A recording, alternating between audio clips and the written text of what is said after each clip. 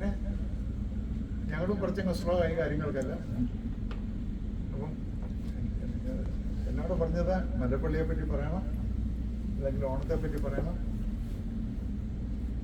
അല്ലെങ്കിൽ പഴയ മലപ്പള്ളിയെ പറ്റി പറയണം. ഞാൻ മലപ്പള്ളിയെ പറ്റി തന്നെ ആദ്യം പറയാം. 1950-കൾക്ക് മുമ്പ് എനിക്ക് തോന്നുന്നില്ല ഇവിടെ ഇരിക്കുന്ന ആർക്കെങ്കിലും ആ കാലഘട്ടം ഓർമ്മയുണ്ടെന്ന്. പൂവനക്കടവ് അവിടെയുള്ള ആ സ്കൂളിലാണ് ഞാൻ പ്രൈമറി സ്കൂളിൽ പഠിച്ചത്. മറ്റെല്ലായിടത്തും എവിടെയെല്ലാം പഠിച്ചിട്ടുണ്ടോ അതിനേക്കാളും എല്ലാം തന്നെ വളരെ എൻ്റെ ഓർമ്മ മുഴുവൻ തന്നെ കളം കെട്ടി നിൽക്കുന്നത് ആ മലപ്പള്ളിയിലെ സെൻറ്റ് മേരീസ് അല്ലെങ്കിൽ ചന്തപ്പള്ളിക്കൂടം ഞങ്ങൾ ആ കാലത്ത് വിളിച്ചുകൊണ്ടിരുന്ന ആ പ്രൈമറി സ്കൂളിലാണ്. കാരണം അവിടെ ഇരുന്നാൽ നമുക്ക് മണിമലയാറിലെ വെള്ളപ്പൊക്കം കാണാം. സ്കൂളിൻ്റെ ക്ലാസ്സിൽ ഇരുന്നാൽ കാണാം വെള്ളം പൊങ്ങിപ്പോകും. കൂടാതെ സ്കൂളിൻ്റെ തൊട്ട് മുമ്പിൽ താഴെ പൂവനക്കടവുണ്ട്, അവിടെ ഒരു വിളക്കുമാടമുണ്ട്.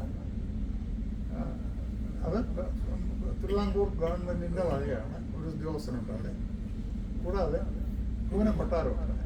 ഈ കൊട്ടാരം എന്ന് പറഞ്ഞാൽ വലിയൊരു കൊട്ടാരമൊന്നും ഒരു ചെറിയ വീടാണ്, പക്ഷേ തമ്പുരാനോടുള്ളതുകൊണ്ട് ഞങ്ങളെല്ലാം കൊട്ടാരം എന്നാണ് പറഞ്ഞുകൊണ്ടിരുന്നത്. അവിടെ ഒരു കാവുമാണ്. ഈ കാവിലേക്ക് നോക്കാൻ തന്നെ ഞങ്ങൾക്ക് പേടിയാണ്. അവിടെ സർപ്പം ഉണ്ടെന്നാണ് ഭയപ്പ്, വാദപരിചയം ഉണ്ടെന്നാണ് ഭയപ്പ്. ഒരു കാലത്ത് ഇതൊക്കെ ഉണ്ടായിരുന്നിരിക്കും, അതൊക്കെ വെറും ഐതിഹ്യങ്ങളാണ്. അല്ലെങ്കിൽ തന്നെ നേരത്തെ ഇവിടെ പറഞ്ഞ പോലെ നമ്മൾക്ക് ഓണം ഒരു ഐതിഹ്യമാണ്. പക്ഷേ എല്ലാ ആഘോഷങ്ങൾക്കും രണ്ട് തലമാണ്. ഒന്ന് നമുക്ക് ഉദാഹരണമായിട്ട് ക്രിസ്മസ് തന്നെ എടുക്കാം. ക്രിസ്മസിന് നമ്മളെല്ലാം നമ്മുടേതായിട്ടുള്ള പള്ളികളിൽ പോകും, നമുക്ക് അവിടെ ആരാധനയുണ്ട്. പക്ഷേ മറ്റുള്ളവരെല്ലാം ആഘോഷിക്കുന്ന, അമേരിക്കയിലാണെങ്കിൽ എല്ലാവരും ആഘോഷിക്കുന്ന ഒരു സെക്കുലർ ആഘോഷം കൂടിയാണ് ക്രിസ്മസ്. അത് അതിൻ്റെ ഒരു തലം, ആത്മീയ തലം വേറൊന്ന്. എന്ന് പറഞ്ഞ പോലെ ഓണത്തിന് ഹൈന്ദവർ തൃക്കാക്കരയപ്പനെയൊക്കെ പൂജിക്കുന്നുണ്ടോ എന്നൊക്കെ ശരിയാണ്. പക്ഷേ ഈ നാട്ടുകാർ മുഴുവൻ 1961 പട്ടനാനമുള്ള മുഖ്യമന്ത്രി ആയിരുന്നപ്പോഴാണ് എൻ്റെ ഓർമ്മ ശരിയാണെങ്കിൽ ഓണം കേരളത്തിൻ്റെ ഒരു ദേശീയ ആഘോഷമായി പ്രഖ്യാപിച്ചു. അതിനുശേഷമാണ്, അതിനു മുമ്പ് നമ്മളൊക്കെ ഓണം ആഘോഷിച്ചിരുന്നെങ്കിലും ഇത് എല്ലാവർക്കും ഒരുപാട് ആഘോഷിക്കാവുന്ന ഒരു തലത്തിലേക്ക് വന്ന അങ്ങനെയാണ്. നമ്മൾ ഈ നേരത്തെ പറഞ്ഞ പോലെ നമ്മൾ ഈ തൃക്കാക്കരയപ്പനെയൊന്നും പൂജിക്കാനൊന്നും പോകുന്നില്ല.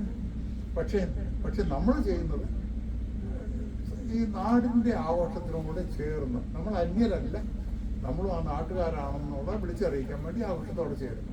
ഇവിടെ അമേരിക്കക്കാരെല്ലാവരും ഇപ്പം ക്രൈസ്തവരാണെങ്കിലും അല്ലെങ്കിലും വിവിധ സ്വഭാവങ്ങളിൽപ്പെട്ടവരാണെങ്കിലും അല്ലെങ്കിലും എല്ലാവരും ക്രിസ്മസ് ആഘോഷിക്കുന്ന പോലെ എല്ലാവരും തന്നെ കേരളത്തിലിരുന്ന് ഓണം ആഘോഷിക്കുന്നുണ്ട്. പക്ഷേ ഇപ്പം ലേറ്റായിട്ട് വേറൊരു കൺസെപ്റ്റ് ഇവിടെ കടന്നു വന്നിട്ടുണ്ട്. അത് ഞങ്ങൾക്ക് ആദ്യം മനസ്സിലായത്, എനിക്കറിയാമായിരുന്നു എന്താണ്.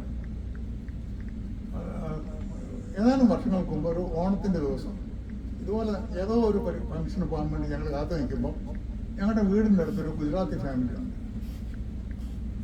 ഒരു യങ് ഫാമിലിയാണ്. ഞങ്ങളെ അങ്കിളെന്നൊക്കെയാണ് വിളിക്കുന്നത്. അങ്ങോട്ടും ഇങ്ങോട്ടും വെജിറ്റബിളൊക്കെ ഷെയർ ചെയ്യാം. ആ ഒരു ദിവസം ഓണത്തിൻ്റെ അന്ന് ഒരു താളത്തിൽ കുറച്ച് പലഹാരങ്ങൾ കൊണ്ടുവന്നു. അപ്പോൾ ഞങ്ങൾ പറഞ്ഞു, ഞങ്ങളുടെ ഓണമാണെന്ന്, ഞങ്ങളല്ലേ ഇത് അങ്ങോട്ട് തരേണ്ടത്. അല്ല, അവരെപ്പോഴും പറഞ്ഞു അത് ശരിയാണ്, നിങ്ങളുടെ ഓണമായിരിക്കും, പക്ഷെ ഞങ്ങൾക്ക് ഇന്ന് വാമന ജയന്തിയാണ്. അപ്പോൾ ഈ ഇന്ത്യയിലെ വ്യത്യസ്തമായ സംസ്ഥാനങ്ങളിൽ ഈ ഓണത്തിൻ്റെ ഐതിഹ്യം വ്യത്യസ്തമായ രീതിയിലാണ് കാണുന്നത്. അതിനൊരു കുഴപ്പമില്ല. പക്ഷെ ഇന്ന് കേരളത്തിൽ ഈ വാമന ജയന്തിക്കും കൂടുതൽ പ്രാധാന്യം കൂടി വരുമെന്ന് ഞാൻ എവിടെയോ വായിച്ചു. അതവിടെ നിൽക്കട്ടെ. നമ്മുടെ വിഷയം മല്ലപ്പള്ളിയാണ്. ആ കാലത്ത് ഞാൻ ഈ പ്രൈമറി സ്കൂളിൽ പഠിക്കുമ്പോൾ ഈ പൂവനക്കടവ് ഒരു സാക്ഷാൽ ഒരു തുറമുഖം തന്നെയാണ്. അതൊരു വിളക്കുമരമുണ്ട്, വലിയൊരു തുറമുഖത്തിൻ്റെ ഒരു വളരെ ചെറിയ ഒരു പതിപ്പ്. ഒരു വിളക്കുമരമുണ്ട്, അത് ഒരു ഉയർന്ന സ്ഥലത്താണ്.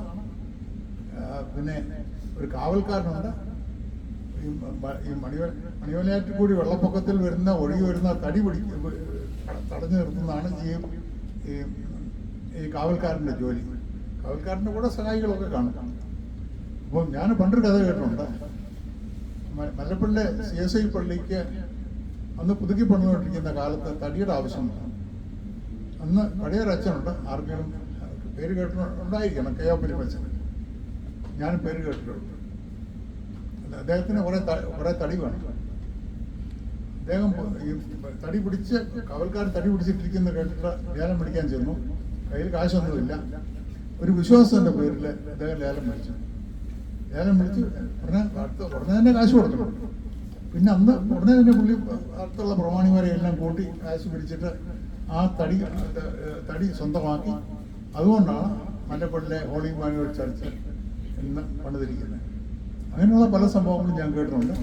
ഞാൻ കണ്ടിട്ടുള്ളത് മല്ലപ്പള്ളി പോനക്കടവിൽ ധാരാളം കെട്ടുവള്ളങ്ങൾ വരുമായിരുന്നു. എന്ന് പറഞ്ഞാൽ ഓരോ സമയത്തും ഒരു 10-15 കെട്ടുവള്ളങ്ങൾ അവിടെ ഉണ്ട്. അതാണ് ഞാൻ പറഞ്ഞ വലിയൊരു തുറമുഖത്തിൻ്റെ അതേ ഒരു ചെറിയ പതിപ്പായിട്ട് ഈ കെട്ടുവള്ളക്കാർ വന്നിട്ട് അവരവിടെ അടുപ്പിച്ച് അവരുടെ കഞ്ഞി വെച്ച് അവിടെ ഏതാനും ദിവസങ്ങൾ താമസിച്ച് അവിടെ നിന്നുള്ള തൊണ്ടോ മറ്റ് ഇതൊക്കെ അവിടുന്ന് കയറ്റിക്കൊണ്ട് പടിഞ്ഞാറോട്ട് കൊണ്ടുപോകും. ആലപ്പുഴയാണല്ലോ തൊണ്ടിൻ്റെ വ്യവസായത്തിന്, കയർ വ്യവസായത്തിൻ്റെ കേന്ദ്രം. ഇതെല്ലാം കൂടെ അങ്ങോട്ട് കൊണ്ടുപോകും. ഇത് മണിമലയ്ക്ക് മുകളിലോട്ട് വള്ളം പോകുകയാണ്. എല്ലാവർക്കും അറിയുന്ന കാര്യമാണല്ലോ. മുണ്ടക്കായ മുതൽ മണിമല വരെയുള്ളത് കല്ലൊക്കെ നിറഞ്ഞ മണിമലയാറുണ്ട്. ഞാനത് കണ്ടിട്ടുണ്ട്. അപ്പോൾ ഈ മണിമലയാറിൻ്റെ തീരത്തുള്ള, അല്ലെങ്കിൽ ലോകത്തിലെ ഏറ്റവും വലിയ നഗരങ്ങൾ എടുത്താൽ ഒരു നദീതീരത്താണ്. ഇത് നമ്മുടെ ഒരു ചെറിയ ഒരു ടൗൺ എന്ന് പോലും പറയാൻ പറ്റില്ല, ഒരു വലിയ ഗ്രാമം. പക്ഷേ മല്ലപ്പള്ളി എന്ന് പറഞ്ഞാൽ മണിമലയാറിൻ്റെ സൃഷ്ടി. മണിമലയാർ ഒരു ചെറിയ നദി എന്ന് പറഞ്ഞാൽ മണിമല മുതൽ താഴെ ഉള്ളൂ ഈ മണിമലയാർ. പക്ഷെ മണിമലയാറിൻ്റെ പ്രത്യേകത ഉണ്ട്. മണിമലയാറിൻ്റെ പഴയ പേര് വിഘ്ന എന്നാണ്. എൻ്റെ ചെറുപ്പത്തിലൊരു കാര്യം ഞാൻ വളരെ നോട്ട് ചെയ്തിട്ടുണ്ട്. മല്ലപ്പള്ളി ഒരു അങ്ങാടി മരുന്നിൻ്റെ കടയുണ്ട്. ഈ അങ്ങാടി മരുന്നിൻ്റെ കടയിൽ ഈ പാവപ്പെട്ട സ്ത്രീകളൊക്കെ പോയിട്ട് പച്ചമരുന്നുകൾ പറിച്ചുകൊണ്ട് വരും. ഇവർ പച്ചമരുന്ന് പറിച്ചുകൊണ്ട് വരുന്നത് പിന്നീടാണ് ഞാൻ മനസ്സിലാക്കിയത്. ഇന്നത്തെ ഒരു KPO എസ്റ്റേറ്റ് ഒക്കെ ഉണ്ടല്ലോ, ആ കോട്ടാങ്കിലും അതിനപ്പുറത്തുള്ള ഏരിയയിൽ നിന്നാണ് പച്ചമരുന്ന് പറിച്ചുകൊണ്ട് വരുന്നത്. ഈ മണിമലയാറിൻ്റെ തീരത്ത് പച്ചമരുന്നിൻ്റെ ഒരു വലിയ വളർച്ച ഉണ്ടായിരുന്നു. ഈ ഇതിൻ്റെ കൃത്യയിൽ വളരുന്ന മരുന്നുകൾ ഉള്ളതുകൊണ്ടാണ് ഈ നദിക്ക് നൂറ്റാണ്ടുകൾ മുമ്പ് തന്നെ സംസ്കൃതത്തിൽ വിഘ്ന എന്നുള്ള പേര്. അപ്പോൾ മണിമലയാർ വളരെ ചെറിയൊരു നദിയാണെങ്കിലും ഈ നദിക്ക് വളരെ പ്രാധാന്യം ഉണ്ടായിരുന്നു. മല്ലപ്പള്ളി പിന്നീട് ഏർലി 50s പാലമൊക്കെ വന്നതോടുകൂടിയാണ് മല്ലപ്പള്ളിയുടെ വളർച്ച ഉണ്ടായത്. അപ്പോൾ ഞാൻ എൻ്റെ ഒരു ബുക്കിൽ തന്നെ ആദ്യം തുടക്കത്തിൽ തന്നെ എഴുതിയിട്ടുണ്ട്. 50കളിലെ എന്നെപ്പറ്റി എഴുതിയിരിക്കുന്ന 50കളിലെ മല്ലപ്പള്ളി, പിന്നെ 60കളിലെ ഡൽഹി, 70കളിലെ ഡിട്രോയിറ്റ്, 80കൾ മുതലുള്ള ഹ്യൂസ്റ്റൺ. അപ്പോൾ ഞാൻ അതിനെപ്പറ്റി ഒന്നല്ല പറയുന്നത്. ഈ മണിമലയാർ അവിടെ ഒഴുകി ചെന്ന് പുളിക്കീട്, ആദ്യം എനിക്കറിയില്ലായിരുന്നു പുളിക്കീട്. ഞാൻ ചെറുപ്പത്തിൽ ഞങ്ങളൊരു അമ്മച്ചി മാവലിക്കലുണ്ടായിരുന്നതുകൊണ്ട് രാവിലെ മല്ലപ്പള്ളിയിലുള്ള രാവിലെ 6 മണിക്കൊരു ബസ്സുണ്ട്. അത് എന്നെ കയറ്റി വിടും. മാവലിക്കര ഞങ്ങളായിരുന്നു. അപ്പോൾ ഇതിൻ്റെ എക്സൈറ്റ്മെൻ്റ് എന്ന് പറയുന്നത് പുളിക്കീട് ചെന്നിട്ട് ചെങ്ങാടത്തെ കയറി കടവ് കിടക്കണം. അത് കഴിഞ്ഞിട്ട് മാന്നാറി ഇരുന്നു മന്നായി കടവ് കിടക്കണം. പിന്നെ അത് കഴിഞ്ഞിട്ട് മാവലിക്കര അടുത്ത് അച്ചൻകോവിലാറിന് കടവ് കിടക്കണം. ഈ 3 കടവ് കിടക്കുമ്പോഴും ചെങ്ങാടത്തെ കയറിയാണ് പോകേണ്ടത്. അതിന് മുമ്പ് തന്നെ എനിക്ക് ചെങ്ങാടത്തിൻ്റെ ഈ അനുഭവം ഉണ്ട്. മല്ലപ്പള്ളി ചെങ്ങാടം കിടന്നാണ് അക്കരയ്ക്ക് പോയിക്കൊണ്ടിരുന്നത്. ഈ 11-12 വർഷം മണിമലയാർ കാണാത്ത ഒരു ദിവസവും ഇല്ലായിരുന്നു ഞാൻ. കാരണം പ്രൈമറി സ്കൂളിൽ, പിന്നെ ഞായറാഴ്ച പള്ളിയിൽ പോകണമെങ്കിലും മണിമലയാർ കിടന്നു പോകണം. പിന്നെ ഹൈസ്കൂളിൽ, മിഡിൽ സ്കൂൾ ഹൈസ്കൂളിലൊക്കെ എപ്പോഴും മല്ലപ്പള്ളിയിൽ പോകുമ്പോൾ അപ്പോഴും എല്ലാ ദിവസവും ഈ മണിമലയാർ കാണും. അല്ലെങ്കിൽ തന്നെ തൊട്ടടുത്താണ് മണിമലയാർ. അപ്പം പിന്നീടാണ് എനിക്ക് മനസ്സിലായത് ഈ പുളിക്കീട് ഒഴുകുന്നത് മണിമലയാർ. മല്ലപ്പള്ളിയിൽ വളരെ ഒരു ചെറിയ നദി ഉണ്ടെങ്കിലും പുളിക്കീട് ചെല്ലുമ്പം ഇത് ഒരു വലിയ നദിയായി തീരുന്നു. അപ്പോൾ ഞാൻ ഒരു ചോദ്യം ചോദിക്കട്ടെ, സ്കൂളിൽ നമ്മൾ എത്ര പേര് പഠിച്ചിട്ടുണ്ട് മണിമലയാർ പമ്പയിലാണ് ചേരുന്നത്? അങ്ങനെയല്ലേ പഠിച്ചിട്ടുള്ളത്? അങ്ങനെ കൺസെപ്റ്റ് ആരെങ്കിലും കേട്ടിട്ടുണ്ടോ? ഓർമ്മയില്ല. അല്ല, ഞാൻ അങ്ങനെ പഠിച്ചിട്ടില്ല, ഞാൻ അങ്ങനെ ധരിച്ചു വെച്ചിട്ടുണ്ട്. പക്ഷേ കുറെ കാലം കഴിഞ്ഞിട്ട് കുട്ടനാടൻ പ്രദേശങ്ങളിൽ കൂടി ധാരാളം സഞ്ചരിച്ചിട്ടുള്ള ഒരാളിനോട് പറഞ്ഞു, പുള്ളി അദ്ദേഹം എന്നോട് പറഞ്ഞു, പമ്പയേക്കാളും വലിയ നദിയാണ് മണിമലയാർ, തുടക്കത്തിലല്ല അവസാനം. പുളിക്കീട് നിന്ന് മണിമലയാർ ചെന്ന് പമ്പയിൽ ചേരുന്നില്ല. മണിമലയാർ നേരെ ചെന്നിട്ട് കുട്ടനാടിൻ്റെ കിഴക്ക് വശത്തോട്ട് നേരെ വേമ്പനാട്ടുകാരിലാണ് ചേരുന്നത്. ആ സമയത്ത് പമ്പ മാന്നാർ പന്നായിക്കടവിൽ ചെന്നിട്ട് പടിഞ്ഞാട്ട് പിടിഞ്ഞ് അച്ചൻകോവിനോട് ചേർന്ന് പടിഞ്ഞാറ് ഭാഗത്ത് വേമ്പനാട്ടുകാർ ചേരുന്നു. അപ്പം അദ്ദേഹം എന്നോട് ചോദിച്ചു, കവിയൂർക്കാരനായിട്ടുള്ള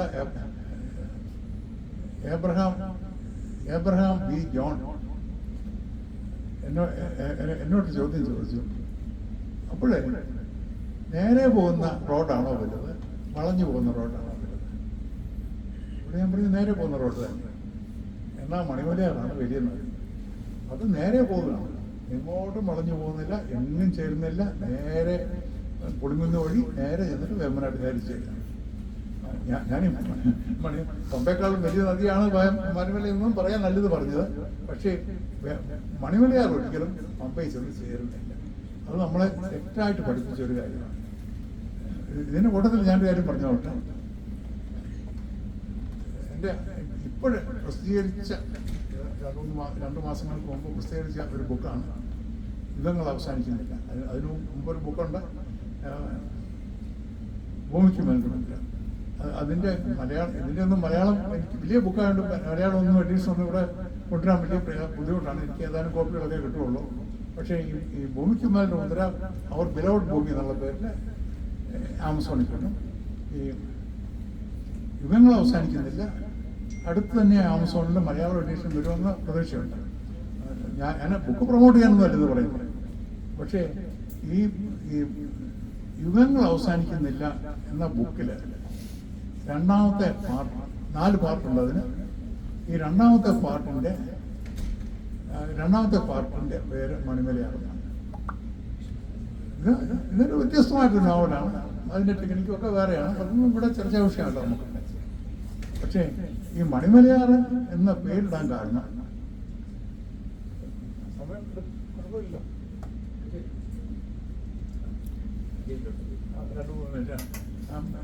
മണിമലയാർ എന്നൊരു പേരിടാൻ കാരണം ഈ രണ്ടാമത്തെ പാർട്ട് കൈകാര്യം ചെയ്യുന്നത് തന്നെ മണിമലയാറിന്റെ തീരത്തേക്കുള്ള ക്രൈസ്തവ കുടിയേറ്റത്തെ മുന്നിലാണ്. ഇതൊരു വലിയൊരു ബ്ലെസ്സിംഗ് ആണ്. മണിമലയാറിന്റെ തീരത്ത് മാത്രമല്ല, പമ്പയുടെയും അച്ചൻകോവിലിന്റെയും മേൽച്ചാറിന്റെയും എല്ലാം തീരത്ത് ഒരു 400 വർഷം മുമ്പ് ഒരു വലിയൊരു കുടിയേറ്റം ഉണ്ടായി. അതൊരു ചരിത്ര സത്യമാണ്. നായർ കുടുംബക്കന്മാരുണ്ടായിരുന്നു. ഈ കുടിയേറ്റം അവർ പ്രോത്സാഹിപ്പിച്ചതിൻ്റെ കാര്യം തന്നെ ഇവരെ കൊണ്ട് കൃഷി ചെയ്യിപ്പിക്കുക എന്നുള്ളതാണ്. ഈ നായർ കമ്മ്യൂണിറ്റി ഒരിക്കലും കൃഷിയിൽ അവർക്ക് ഭൂമി ഉണ്ടെങ്കിൽ പോലും, നമ്പൂതിരിമാർക്ക് ഭൂമിയുണ്ട്, നായന്മാർ അതിന് തൊട്ട് താഴെയാണ്, അവരാണ് കൈകാര്യം ചെയ്യുന്നത്. പക്ഷെ അവരും കൃഷി ചെയ്യാൻ മടിയന്മാരാണ്. പക്ഷേ ഈ ക്രൈസ്തവർ കൃഷി ചെയ്യാൻ വളരെ സമർത്ഥരായതുകൊണ്ട് അവരെ ഇവിടെ കൊണ്ടുവന്ന് താമസിപ്പിക്കാൻ ഇവർ ഉത്സാഹിപ്പിച്ചു ഈ നായർ കമ്മ്യൂണിറ്റി. അപ്പം മണിമലയാറിന്റെ തീർത്ത് മുഴുവൻ നായർ തറവാടുകളാണ് ഉണ്ടായിരുന്നത്. ഉദാഹരണത്തിന് നമ്മുടെ പരിയാരത്തില് കൗങ്ങഞ്ചേരി ഒരു തറവാടുണ്ട്. ഈ കൗങ്ങഞ്ചേരി തറവാട്ടിലെ അംഗമാണ് വെണ്ണിക്കുളം ഗോപാലക്കുറുപ്പ്. വെണ്ണിക്കുളം ഗോപാലക്കുറുപ്പ് വളർന്നത് പരിയാരത്തിലാണ്. പക്ഷേ അദ്ദേഹത്തിന്റെ അച്ഛൻ്റെ വീട്ടിലേക്ക് പോയി അവിടെ വളർന്നു, പിന്നീട് അവിടെ ആയിരുന്നുകൊണ്ടാണ് വെണ്ണിക്കുളം ഗോപാലക്കുറുപ്പ് എന്നുള്ള പേര് അദ്ദേഹത്തിന് കിട്ടിയത്. അപ്പോൾ ഞാനീ പറഞ്ഞു വന്നത് മണിമലയാറിന്റെ തീരത്തേക്കുള്ള അല്ലെങ്കിൽ ഈ നദീതടങ്ങളിലേക്കുള്ള കുടിയേറ്റം. ഇപ്പോൾ അതിനെപ്പറ്റി പറയുമ്പോൾ ഞാൻ എപ്പോഴും ചിന്തിക്കുന്നൊരു കാര്യമുണ്ട്. ഇസ്രായേൽ മക്കള് ഇസ്രായേലിൽ ചെന്നിട്ട് അവിടുത്തെ ഏറ്റവും ഫലഭൂയിഷ്ടമുള്ള ദേശമാണ് കൈവശം. ഇവിടെ എന്ന് പറഞ്ഞ പോലെ ഈ ക്രൈസ്തവ കമ്മ്യൂണിറ്റിക്ക് ഒരു ദൈവാനുഗ്രഹം ഉണ്ടായി. അവർ ഈ നദീകടങ്ങൾ കൈവശമാക്കി. അല്ലെങ്കിൽ അവരെന്തുകൊണ്ട് കടൽ തീരത്തേക്ക് പോയില്ല? കടൽ തീരത്തേക്കുള്ളവരെല്ലാം പിന്നീട് വളരെ ദാരിദ്ര്യത്തിലാണ് കഴിഞ്ഞത്. നമുക്കറിയാം, നമ്മുടെ പല കൃതികളും കവി ശിവശങ്കര പിള്ളയുടെ ഒക്കെ കൃതികളിലെല്ലാം തന്നെ കടൽ തീരത്തെ പറ്റിയാണ് ഇരിക്കുന്നത്. അവർ ഏറ്റവും ദാരിദ്ര്യത്തിൽ കഴിഞ്ഞൊരു കമ്മ്യൂണിറ്റിയാണ്. അപ്പോഴും നമ്മൾ മതിതാങ്കൂരുള്ളവർ എന്തുകൊണ്ട് ഇത്ര ബ്ലസ്ഡായി? പക്ഷേ ബ്ലസ്ഡായെങ്കിലും ഇപ്പം അവരതൊന്നും നിലനിർത്തിയെന്നൊന്നും ഞാൻ പറയുന്നില്ല. കാരണം സാമ്പത്തികമായിട്ട് അവർ വളരെയധികം ഉയർന്നു. പിന്നീട് അവർ ഈ കൃഷിയൊക്കെ ചെയ്യാൻ വേണ്ടി ധാരാളം ആദിവാസികളെ കൊണ്ടുവന്നു. ഈ സ്റ്റോറിയെല്ലാം തന്നെ ഇതിൽ പറയുന്നുണ്ട്. പക്ഷെ അതൊക്കെ അവിടെ നിൽക്കട്ടെ. ഈ മണിമലയാറിൻ്റെ തീരത്തേക്കുള്ള കുടിയേറ്റം നമ്മുടെ നാടിൻ്റെ സാമ്പത്തികതയെ വളരെയധികം പ്രോത്സാഹിപ്പിച്ചു. അവിടെ നിന്നാണ് നമുക്ക് എന്ത് കിട്ടിയാലും പോരാ എന്നുള്ളൊരാഗ്രഹം നമ്മുടെ കമ്മ്യൂണിറ്റിക്ക് ഉണ്ടായി. അതുകൊണ്ടാണ് എൻ്റെ ചെറുപ്പത്തിൽ തന്നെ അന്നത്തെ ചെറുപ്പക്കാർ ഇപ്പം സിംഗപ്പൂരിലേക്ക് പോകുന്നു, മലേഷ്യയിലേക്ക് പോകുന്നു, ബോർണിയയിലേക്ക് പോകുന്നു, സിലോണിലേക്ക് പോകുന്നു. അത് ഒരു ആദ്യകാല കുടിയേറ്റം എന്ന് ഞാൻ പറയുന്നില്ല, ജോലി തേടിയുള്ള യാത്ര. അത് കഴിഞ്ഞിട്ട് ഉത്തരേന്ത്യയിലേക്ക് പോകുന്നു. ഇപ്പം അത് കഴിഞ്ഞിട്ട് ഗൾഫ് രാജ്യങ്ങളിലേക്ക് പോകുന്നു. അത് കഴിഞ്ഞിട്ടാണ് 1969 ഇപ്പോൾ 68, കൃത്യമായിട്ട് പറഞ്ഞാൽ 1968 ജൂൺ 30 പ്രസിഡന്റ് ജോൺസൺ കുടിയേറ്റ നിയമം അത് പ്രാബല്യത്തിൽ കൊണ്ടുവന്ന് സൈൻ ചെയ്തു. അന്ന് പോലെ അമേരിക്കയിലേക്കുള്ള വീസ അനുവദിച്ച് കിട്ടി. അല്ലെങ്കിൽ 1970 മുതൽ ഇവിടെ വ്യാപകമായിട്ടുള്ള കുടിയേറ്റങ്ങൾ നടന്നു. പക്ഷേ ഇതെല്ലാം തന്നെ നമ്മളൊരു സംസ്കാരം ഈ മണിമലയാറിൻ്റെ തീരത്ത് കെട്ടിപ്പടുത്തു. അതിൻ്റെ ഒരു തലസ്ഥാനമെന്ന് ഞാൻ വിശേഷിപ്പിക്കുന്നത് നമ്മുടെ മല്ലപ്പള്ളി തന്നെയാണ്. മല്ലപ്പള്ളി കേന്ദ്രമാക്കിയിട്ട് ധാരാളം ആക്ടിവിറ്റി നടന്നിട്ടുണ്ട്. അവിടുത്തെ എഡ്യൂക്കേഷൻ സ്ഥാപനങ്ങൾ ഇതെല്ലാം അങ്ങനെ വലിയൊരു ബ്ലെസ്സിങ് നമുക്കുണ്ടായി. അതിന് നമുക്ക് നന്ദി പറയാം. ഇത്രയും പറഞ്ഞുകൊണ്ട് ഞാൻ എൻ്റെ വാക്കുകളെ അവസാനിപ്പിക്കുകയാണ്.